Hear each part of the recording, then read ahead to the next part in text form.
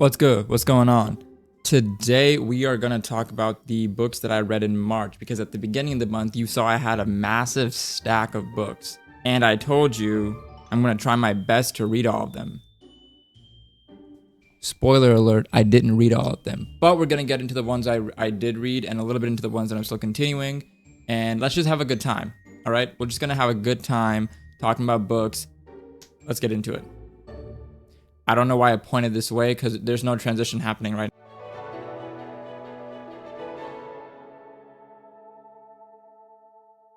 So if you look at this massive fist of books that I have, I really only finished 4 of these books in the month. It took me a week to read 2 of them, and 4 days to read 1, and then 1 day to read the 4th. Collectively, 3 weeks of books. I'm currently on the 5th one right now, but I couldn't finish it before today's video, and I'm just not gonna force it because I'm just trying to live life and get through shit. Okay, it's a busy time. Let me have this. So let's talk about these 4 books. Okay, so this one is the first one, okay? I did finish Divine Summons. Like I told y'all last week before I even made the video, I did finish Divine Summons. And we got to talk about this, okay? We got to talk about this because I didn't really have high expectations of the book going in. So safe to say they still weren't met. There was something missing. To be completely honest with you, every time I think about this book, there's just something missing to where I just couldn't think about enjoying it. Every single time I was like, there's something missing here. I'm not following. I don't really care about the characters. What the fuck is happening right now? Okay, so, where we left off last time was that Vignanel, the writer, was trying to basically learn why the fuck is he this, why was he the one chosen to be the dragon rider? Why was he the one chosen to be the creator's, person, essentially, right? And then you have the elf woman you still have the Verona, the elf woman, who is trying to teach him the ways of the creator, teach him the ways of basically using magic and all this stuff. And she's like, learn your history and learn your lore and all that shit. And I'm like, you didn't tell me the lore. How are you supposed to expect Vignanel to learn the lore? Okay, how are you supposed to do that? But even with all this, right, all of this was done so haphazardly, kind of poorly. Like I said, something was missing every single part of the book. There was this scene could have been better because of this. This scene could have been better because of this. This area could have been better because of this. And the entire book was like, there's something missing and I don't enjoy it.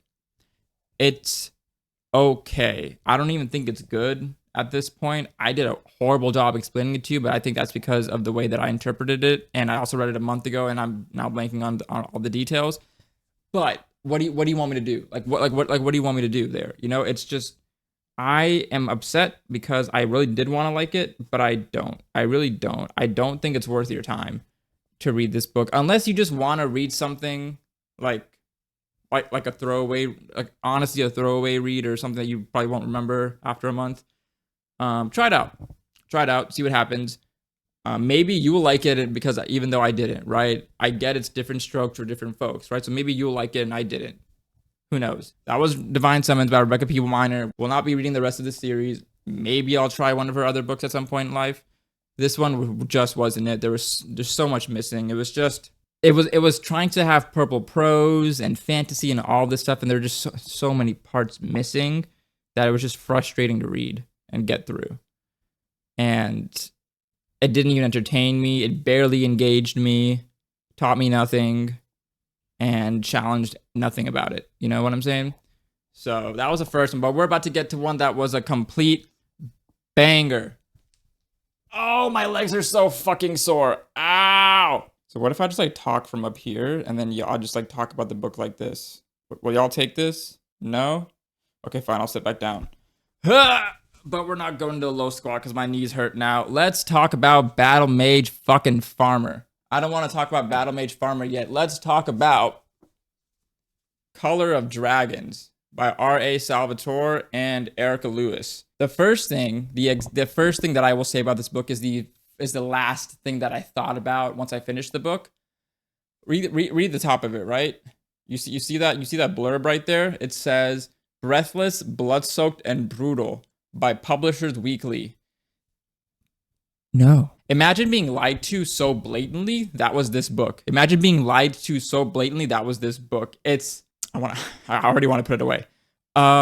Let's talk high level, then we'll get into the details, right? High level, I think this is a great entry level standalone fantasy novel. Going into this, I'm so used to reading series that I don't pick up on the fact that books are standalone. This is a standalone fantasy novel, right? Beginning and end. Standalone fantasy novel, which is dope. It is dope, right? I respect it. I liked it. Breathless, blood-soaked, and brutal? I don't fucking think so. The shit in here was so light.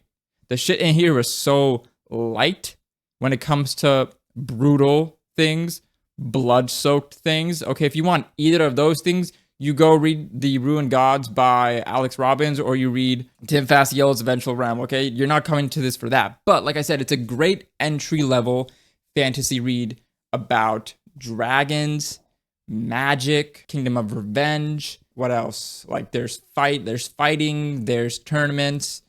It's all enclosed in this one walled off kingdom. There was actually a decent twist at the 70%, 60% mark of the book that I really was like, okay, that's kind of dope. I fuck with that twist. I really did fuck with that twist. Essentially, what happens in here, right? So you have Maggie, who is this poor orphaned girl that meets this Dragnok in this forest, right? Dragnoks, we know, are pre-evolved versions of dragons. They're like maybe more aggressive, less intelligent, all that stuff, right? So the kingdom itself kills off Dragnoks because they're a threat to society, whatever.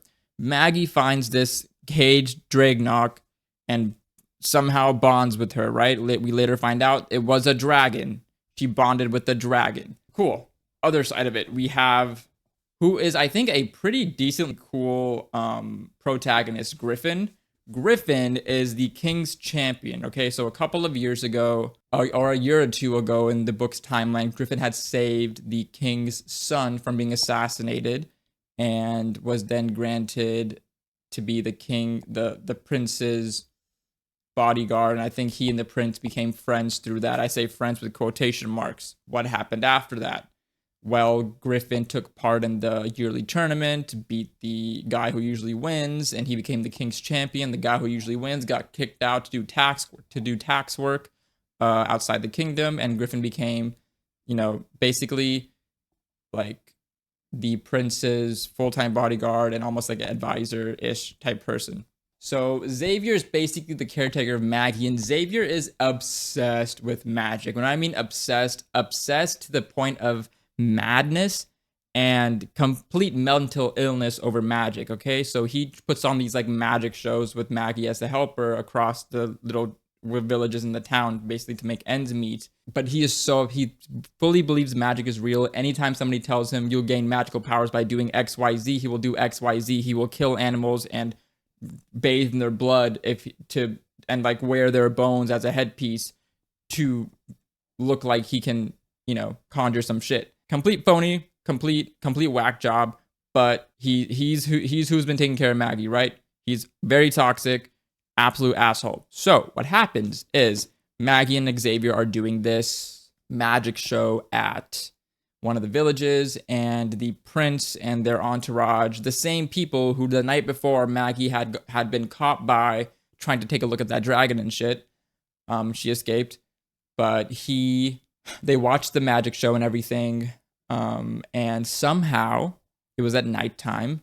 Maggie had essentially inadvertently brought back to life one of their squirrels that they use for the act because it had died, and she made it look like Xavier did it. So now people think, holy shit, Xavier can actually has magic powers. The prince caught wind of that. He was like, oh shit, Xavier, I want to invite you to the kingdom to do your magic performance for the king because the king would appreciate it.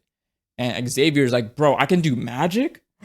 Damn, I'm really him. So then they go to the kingdom to perform for the king and everything. Now, as you can probably imagine, if Maggie's not there, Xavier's doing shit, which means Xavier needs Maggie there at all times. The reason why the king and the prince are so obsessed with magic is because back in the day, before the king was a king, he met a prophetess, and the prophetess told him that you will need the power of magic on your side in order to rule the kingdom. So that's why he and his son have been so obsessed with finding this source of magic to be their ally. And that's why when they saw Xavier bring something back to life, they're like, holy shit. So Maggie is essentially having her own issues trying to hide the magic that she has from the world, yet she still has to keep using it in order to keep herself and Xavier alive, because once the king finds out that they can't use magic, he's going to beat them to death or throw them in the pit or feed them to the Dragnox, whatever it is, right? He's going to make entertainment out of them. He's going to put them on pikes and lash them in front of the public audience at the Coliseum. He would do that. He did do that to other people in the book. Maybe that's the brutal and the blood-soaked part. I don't know. That's Maggie's side. Now, Griffin has its own struggles, right? Essentially, like, hurts himself, can't perform, he keeps getting sabotaged, all these different things. And even in the middle of the book, he finds Maggie and he sneaks out and catches Maggie trying to go see the dragon. He's falling for Maggie, she's falling for him, all this stuff. But that's kind of why I say it's a good entry-level fantasy book, right? Because it has elements of like a little bit of everything, right? The little bit of romance between the protag and the female protag. The magic element that has obviously the dragon in it. Only one, though. Like, there's no the color of dragons, but there's only one. I don't know what it is about books that don't fully describe what their book is about. Because I thought the color of dragons was going to have this cool thing about different dragons and their maybe the bond that they create with their bonded human.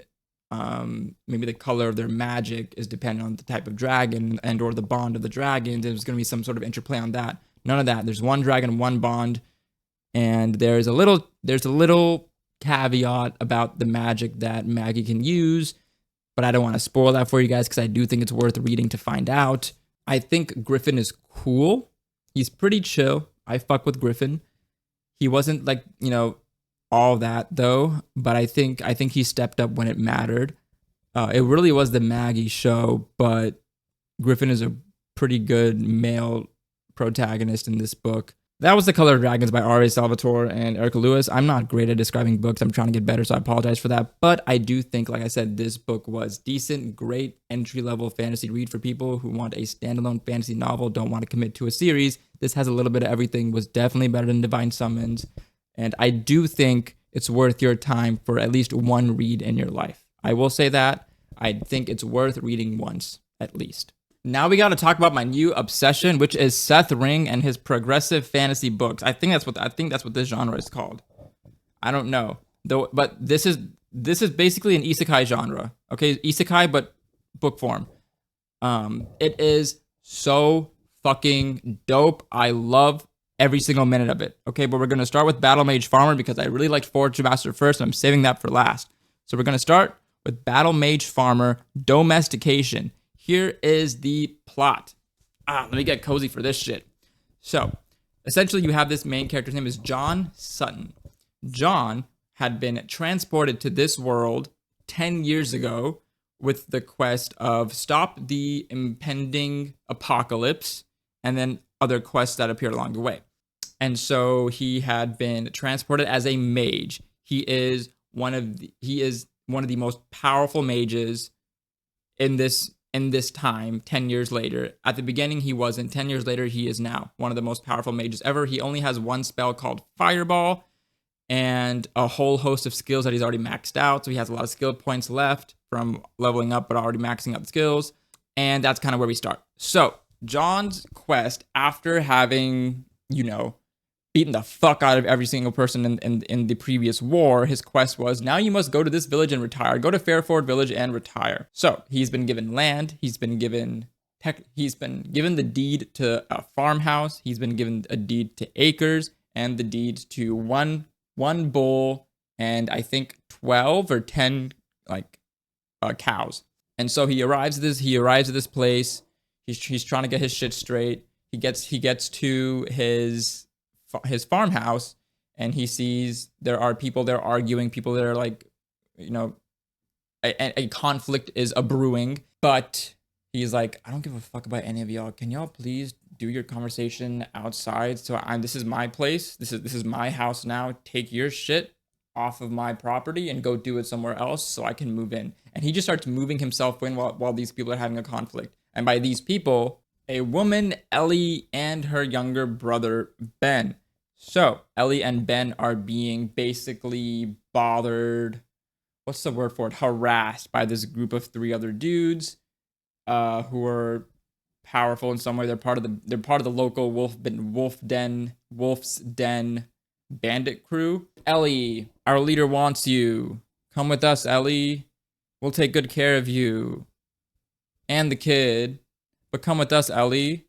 He'll take good care. It's all this like harassment shit, right? And John's like, listen, where the fuck are my cows and my bull? And the guy's like, who the fuck are you? And he says, listen, where are my cows and my bull? I was promised land, acres, cows, and a bull. And they're like, aha, this guy doesn't know what the fuck is going on. Let's teach him a lesson. John said, listen, you have 3 days to bring me my animals back. If not, I'll meet you at Wolf's Den. They tried to laugh it off and try to like, intimidate him. One of the guys looked at John. John looked at him and the guy ran away crying. So we can see John has some sort of power, intimidation, tactic, etc., right? That's all happened in the beginning. Let's actually get into the meat of the story. Now, John is a mage. Mages in this world are rare. They're very fucking powerful because they can manipulate mana. And John's mana manipulation is off the charts. He can mask it, and he can also like aura farm his mana in front of people. And if he does that, and people who don't know how to understand how mana works or can, manipulate mana, they just feel a heavy fucking weight on you. It's like Conqueror's hockey from One Piece, if you know what that is. So John is basically trying to hide the fact that he is the best mage alive at this point. He is the most powerful mage alive, and he's just trying to retire. So all he's trying to do is live in this farmhouse, grow this, retire because his quest told him to retire, grow like wheat because the quest told him to grow wheat, and all these things, right? What ends up happening? Well, first things first, they don't bring his animals back in 3 days. He goes to their den and he beats the absolute living fuck out of everybody there. It's crazy. Like I said, right? He has this spell called Fireball. He can manipulate his mana to make him super fast, super strong. He's basically an Omni Mage with just Fireball, but he has such perfect manipulation of the spell that he can create fireballs. He can also condense the fireballs into a sword, which is weird. But he can condense the fireball into a sword to use. He has a magic bracer as that's a shield. He has a magic shield, an artifact. And all this while, he is basically saying, listen, I just want my animals. Get out of my fucking way and I'll take my animals. Or if you mess with me, you're going to die. They mess with him and he beat the fuck out of all of them and left them hanging naked for their leader to come find them afterwards. That's my goat, John Sutton. So you get further into the book and then you start encountering people who recognize John. And so the 2 people that recognize John, they refer to him as Your Eminence. We don't know what that means yet. Like, why is he called Your Eminence when there is an actual queen of the kingdom, right? And nobody else is coming to look for him. They just stumbled upon him and recognized him. They're like, holy shit, you're here? And he aura farm mana manipulates them and says, listen, don't you dare tell anybody who I am, or don't tell anybody where I came from. Nobody here knows about my past, and nobody better learn about my past. You will refer to me as Mr. Sutton, and that is it. And that's my fucking battle mage farmer, John Sutton. I really enjoyed this book. I think all of the fun parts about an RPG where you have your stat window, your quest lines, your power-ups, hunting for new spell, like he's the most powerful mage in the world as we can tell right now, and he's still hunting for spell scrolls and skill scrolls and things like that to like add more skills and learn more about the world 10 years later and all these things, right? Never having forgotten that he's been here for 10 years, does not know anything about this apocalypse shit that's going on. All he knows is he was on Earth and now he's in this world. And that's all we know as well. There was a war that happened. He fucked everybody up. Probably had some accolades in the kingdom. We don't know how he left all of that. We don't know his backstory really. You get drip fed it over time. Basically the previous war was a mage war. It was a mage conflict war. And so many mages, most of the mages in the world died out. And he's just trying to find out more about the mages of the past, the world of the past, before he came here, etc., all those things. So I told y'all that this is my new obsession, right? So, Bookish KOP in Pennsylvania, not in Pennsylvania, in King of Prussia, Pennsylvania, there's a mall called the King of Prussia Mall.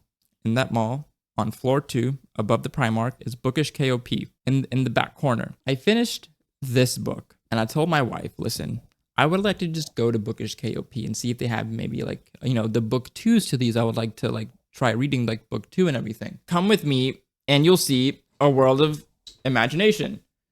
And I ended up getting basically every single book they had of Seth Rings, of these 2 series. So I got books 2 through 5 of the Forge Master Nova Terra series, and books 4 through 8 of the Battle Mage Farmer series, because they didn't have books 2 and 3. Yeah, so that was a splurge, but I really liked it. I really liked this series, and I'm just super excited to continue reading them. You could masquerade this as a cozy fantasy, and I wouldn't argue with it. I really wouldn't. It's huge. It's a thick ass book, 400 something pages, something like that. I wouldn't argue with it.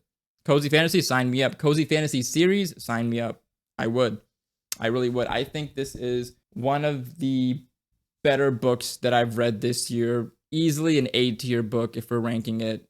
And hopefully the rest of the series holds up, given that I now have most of it. And if it doesn't, I will be sad. But after reading this book, I think I can trust Seth Ring to deliver on what he's promised so far, which is a really fun fantasy, a progressive fantasy series. And there's no dragons in this one. But look at that. You don't need a fucking dragon in a fantasy series for it to be good. You don't. Okay? All y'all authors, take note. So we're going to pause there, because I need to tell you about 2 manga that I also read this month after I finished Battle Mage Farmer, and I was like, I'm chilling right now. I don't feel like starting a new book. Let's try a different genre, medium of reading. So I tried out 2 manga, right? The first one was Ultimate Exorcist Kyoshi. This is basically another OP protagonist satire comedy manga. Okay, you have Kyoshi, who is this like 16-year-old kid who lost his parents, I believe, to a demon, and said, I want to be the best exorcist in the world because I don't want anybody else to feel the way I did when I lost my family. So he trains, and he is now literally the best. He is literally the ultimate exorcist. Now, with all of these stories, everybody has their problem, right? Saitama's problem is he's a fucking idiot.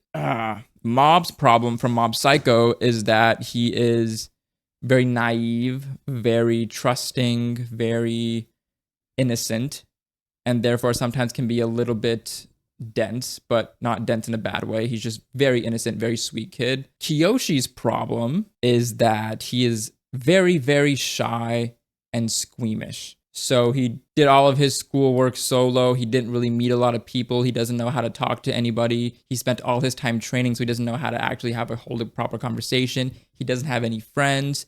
This is a really cute detail. He has a little notepad of like all the things he wants to do before he dies, and a lot of them are like, I just want to do this thing with this friend and this thing with this friend, and one of them was like go to bowling alley with friends, or like one of them was how sometimes like back in the day you and the guys or you and the gals would be hanging out and y'all all go to the bathroom before going back to class or some shit like that. It's like, as like a group, he was like, I want to group piss with the guys one time.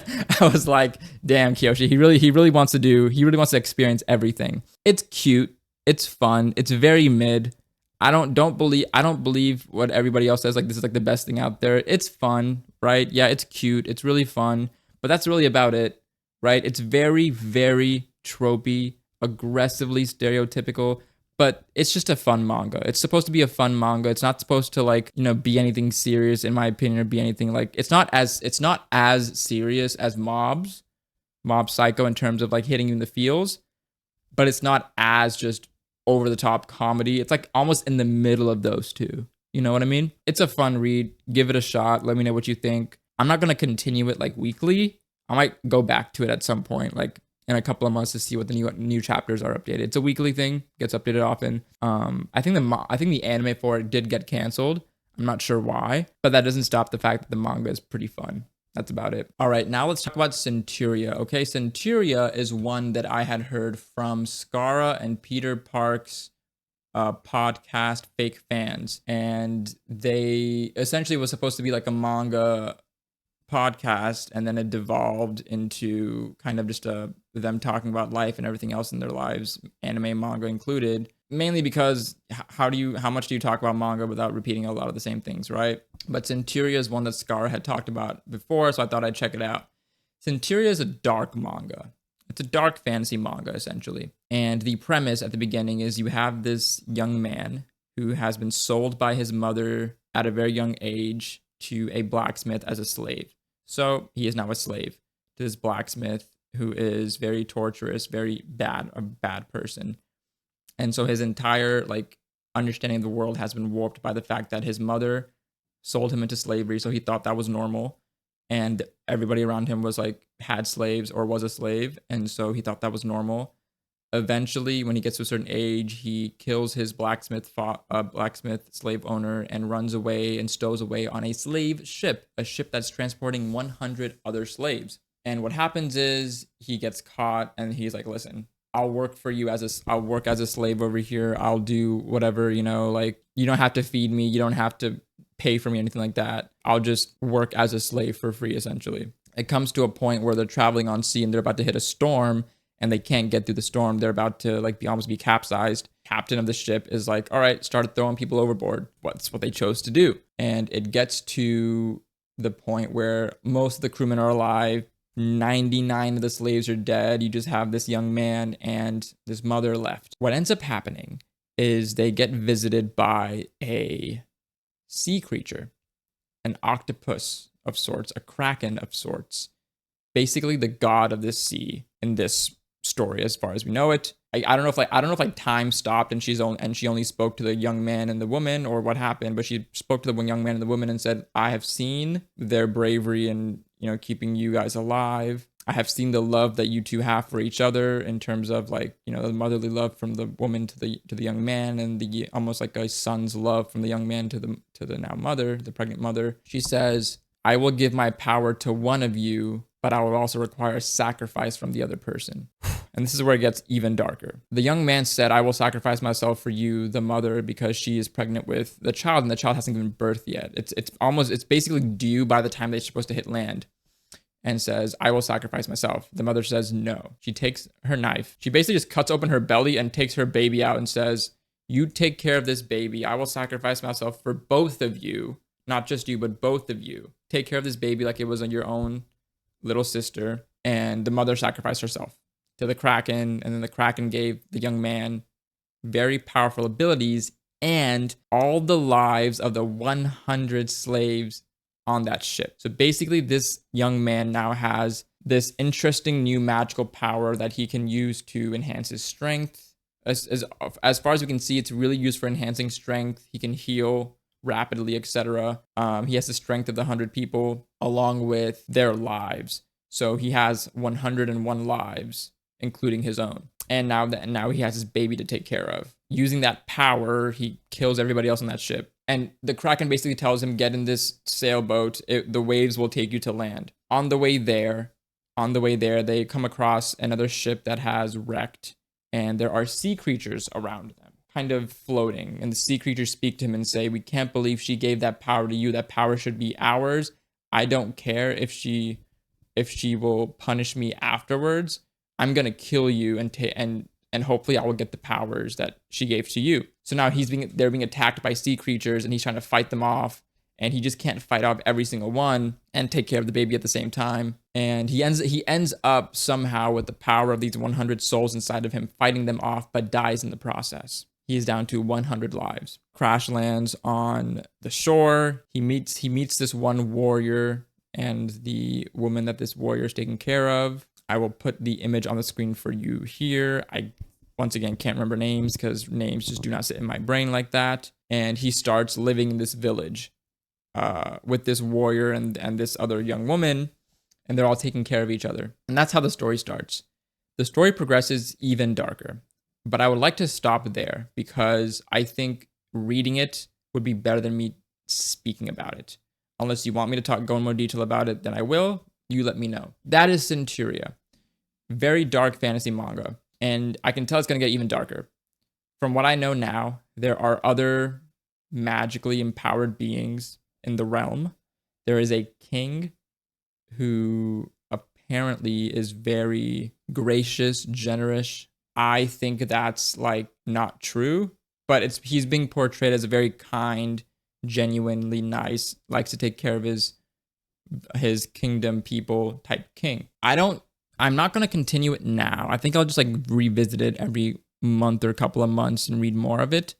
But I think this is probably going to be the next like big manga to hit the shelves. Like people are talking about it now, but people are going to talk about it in a couple of months once they actually start picking it up. It's really good. It's very dark, but very good.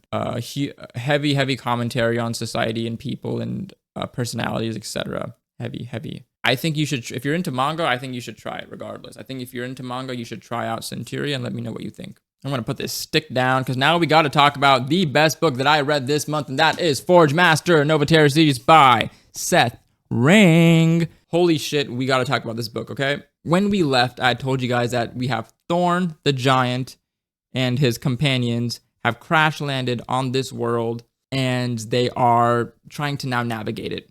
Let me set the scene in a little bit more detail, okay? I'm gonna put this book. I'm not gonna put this book away. We're gonna talk like this. So this world is separated into the upper and lower worlds. In the lower worlds, you have what was once known as Earth is now known as Angoril. So Angoril is basically a VR world.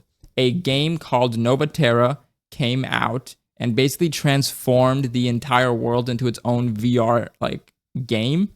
And in that VR game, you have Thorn, who was born, manifested, I don't know how the fuck. We don't know much about his backstory of when he was on Angoril, but he had basically become the apex, the pinnacle, the zenith, the tip-top peak of the mountaintop guy. Like he was the fucking guy. He was the Gojo of this shit. He is a race of giant that is really good at forging weapons, really good at analyzing runes and things like that. Now, the magic and the expertise he gained on Angoril really helped him out when he's in this new world. I don't specifically remember which world he landed on because he did not land on the one he was trying to. What happened was he was trying to ascend from the lower world of Angoril to the next world in one of the upper world kingdoms or the upper world planets or whatever it is. We don't know exactly what happened, why when he ascended, something happened, and he basically, imagine like, if this is your ascension beam, they got kicked out of it and went somewhere else. Instead of landing here, they landed here. That's essentially what happened. And they crash landed on this new place, him, his companion Hati, and Akira. Honestly, most of these videos take a long time recording just because I'm looking through the fucking book trying to remember names. I really need to do a fucking mind map for this shit. I really do. So, you have Thorn, Hati, and Akira crash landing on this new world, and Thorn has the world spirit of Angoril, Eve, in his fucking brain. What happens? Eve is this magnanimous, not omniscient, but like omnipresent world spirit that is now analyzing this entire landscape around them and giving him like feedback in his brain. Thorn has already been the apex and the pinnacle of a different world. So he's like, why can't I manipulate mana the same way I could there? Why can't I, flash step? Why can't I do all these powerful things I used to do back then on Angoril? And Eve was like, listen, you're like a level 3 over here, bro. They got level 10 bitches up top. Okay, you're one of the smaller ones now here, bro. You got to climb that shit back up. He was like, oh, I'm weak now. We basically find out that in this world you have the different classes, right? You have warrior, tank, you have rangers, you have mages, you have assassins, etc. You have this class called an artificer, which is basically a subset of like magic users who understand how runes work, and runes are what you use to power up objects to make them into artifacts. Thorn is an expert at this shit. He knows like 25 runes, okay? He is probably the GOAT of this shit in this new world, but he's like, listen, I can't let people know that I'm the goat of this shit in this new world. So then what does he do? He has to hide his power. But when people see, oh, he's got a lightning blade. Oh, you made that artifact yourself? He's like, yeah. They're like, oh, this guy is powerful. We should keep him around so he can keep us safe. Basically is what happened. The reason why I really love the story is because it's so fantasy, so MMO, so it scratches the itch so well that if I had a tail, if I had a dog's tail, I was wagging that shit the entire time reading this book. I don't know where that metaphor came from. It's kind of gross, but we're here now. Now, let me tell you what happens next, right? Thorn is a blacksmith by trade. He knows how to forge weapons and forge runes into weapons and make them better and combine different runes to power up a weapon and build artifacts and things like that. So the first thing he does is he goes to the blacksmith's guild. That shit is run down. There's nobody in the blacksmith's guild, only the guild master. But he's like, okay, listen, what if I joined your blacksmith's guild? He joins as literally the vice guild master because there's only a guild master. And he's like, okay, cool. Now that I'm in the blacksmith's guild, he somehow inherits a forge, has what's called the world forge. You know how in like Terraria and shit, you have like, you know, you can build your forge and you can like build a specific like crafting stations and things like that. Yeah, he has that shit. He has the capability of that shit. He has a menu of items he can just buy, skills that he can buy and shit. It's so cool. It's so cool that he got all these things from Angoril, that virtual world, into this upper world, and it stayed with him. So he has the world forge to leverage. He has this physical forge that he can now use to, you know, have his home base here. He has nanobots that are living inside of him that he can use to like break down scrap metal and make them better. And then he basically multiplied his nanobots to the point where they now cloak him in terms of armor. Bro, it's so fucking cool. This book is so rife. It's so full of so many great qualities. No dragons. You don't need dragons to have a good fantasy book. That's what I've been trying to tell y'all motherfuckers. You don't need dragons to have a good fantasy novel. What ends up happening is somehow, some way, Thorn joins the blacksmith guild. He then joins the adventurers guild, and he then makes his way to the artificers guild, because that is where the true political power is, because artificers rule this fucking world. If you know magic and you can power up weapons and items to give people more powerful, like access to more powerful attacks and defense and skills and everything like that, you're ruling the entire world. And so Thorn is now a member of all three guilds somehow, and he is playing this political power play of like, I have to get allies and all of these things to then protect myself in this world while I figure out what the fuck here is going on.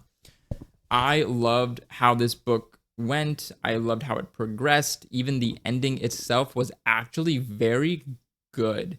It had a twist that halfway through the book I kind of picked up on, and I'm glad that like it was going that way. There's so many mysteries surrounding this world that I'm so excited to read more about it. There's so many unraveled ideas from the prologue to the epilogue that like Seth Ring still did not retouch on. And, you know, I will say this, I did not like the epilogue. I really like the prologue, and I wish the epilogue had been a continuation of where the prologue left off. Like basically having those two connected with then this story about Thorn in the middle. I really liked that. But the epilogue was something else that I was like, I don't care about this right now. At least the way that he portrayed it, I didn't care about that. It was not enough to dissuade me from reading the book. I obviously bought the next 4 fucking books, and I'm going to read them. I will be reading them. I am so excited about this story. I think it's better than it's better than Battle Mage Farmer, but like by a margin, because they both have all the same elements. What I like about both of these books is like both of these main characters, Thorn and John Sutton, they've already done their dope shit. They've already conquered they've already been the conqueror and the apex of something else, and now they're in like phase 2 epilogue, like post game essentially, right? They've already conquered the main game. They're now in post game. So instead of a book about how this OP character is conquering the main game, again, Seth Ring is saying, so what if post game was harder? That's what I fucking love about these books, because it takes the stereotypical see how the main protagonist becomes the best throughout the main story and says, we're going to skip all of that, And we're gonna go to, let's see what happens next, okay? Because you've already read books on what happens there. And while we're seeing what happens next, Sethring is giving us little flashbacks into like their past and things like that without like, full on retelling the story, because we already know what happens. This guy's fucking broken. This guy won the war. This guy fucking ascended. Like, we already know they're OP. So I don't need to know exactly how he became OP. But I do want to know what happens next after he's OP. Because apparently they're not as OP as we thought. And that's why I loved Forge Master and Battle Mage Farmer so much. They were so, so, so good. And I think, like, I talked about this yesterday on TikTok. I get so mad sometimes when books that have been out for so long have never come across my eyes. Like, if this had come across my eyes when it actually came out in 2023, 2 years ago, bro, it would have been over. I would have been yelling Sethring praises by now. Oh my god, I dropped the book. Oh my god, I dropped this book. Oh god, everything's crashing. Oh my god, this one's signed by Sethring. Let's fucking go. If I had found Battle Mage Farmer in 2022, bro, it would have been fucking over, bro. It would have been fucking over. Sethring, hear me out respectfully. Let me sink into the rest of your books this year. Would you be open for an interview? I'm just asking respectfully. Would you be open for an interview, sir? If you see this, I will probably tag you on Twitter on it. I would be so honored to have an interview with you and talk to you about these books and your other ones. What's good, y'all? It's post-editing Arish here, and I did have to interject in this one section of the video because I just had to let you know how much of a fucking idiot I am, okay? So we're talking right now, as we speak, we're talking about the Nova Terra series and Sethring's books. Right now, I was talking about how cool is it that this book is post-Thorn getting his power and becoming OP, right? I don't do my research. I don't look into things. I just kind of take things as they come into my fucking eyes and brain. Tell me why I go onto Sethring's website and he has 1, 2, 3, 4, 5, 6, 7 different series. And tell me why number 6 is on here. It's called Titan. And it's the series about how Thorn became OP. And then, so Tower is the series that I'm currently reading right now, which is after he becomes OP and ascends. So I basically didn't know about this, and the book that I thought was just like, oh cool, he just started from when he's OP. No, he just continued from when he became OP. So now I have to decide between continuing reading this series or going back and reading how he became OP and then reading this series, because I know there's going to be a part of me that is not going to want to go back once I've read this series. I know there's a part of me because I fucking don't like prequels as much as I just like knowing what happens next. That's basically it. That's the tweet. Those were the books that I have read in March of 2025. I'm at the beginning of Ruthless Vows. I did not continue on Bane of Asgard, nor did I read more in the 5 Types of Wealth. I'll be honest, I've been super busy. I haven't given those the time of day. But maybe I will at some point. Now, if you want to read more books like this, right? Hidden gems like this that you would never find. You would never find these books unless you came to this fucking channel. If you want to read more books like this, listen to me, bro. Go into the Discord. It's free. Come join the Discord. We're going to have a book club. We're going to talk about books like this, okay? We're not going to talk about the Fourth Wings, the Akatars, and the Throne of Glasses, and the Sandersons, and the Kings. They're all fine, I'm sure. But we're going to talk about books like this. We're going to talk about hidden gems like these that nobody ever talks about, okay? We're going to talk about these. So if you want to talk about these with me and other people, come join the Discord. It's free. You get the free TBR template we talked about in the last video and everything like that as well. If you're new here, consider subscribing to the channel because you will see more books like this on this channel, I promise, in this exact way, because I don't know how to be cozy. I don't know how to talk about books except for the way that I talk about them. So if you like the way that I talk about books, maybe you enjoy this. I don't know. But if you're new here, subscribe to the channel. If you're not new here, make other people subscribe to the channel. Both of y'all like the video. Leave a comment down below what you're reading next, what's on your TBR, what you're currently reading, or anything that you want about books. I will catch you guys in the next video talking about what I'm planning to read in April of 2025. I will catch y'all later. Peace.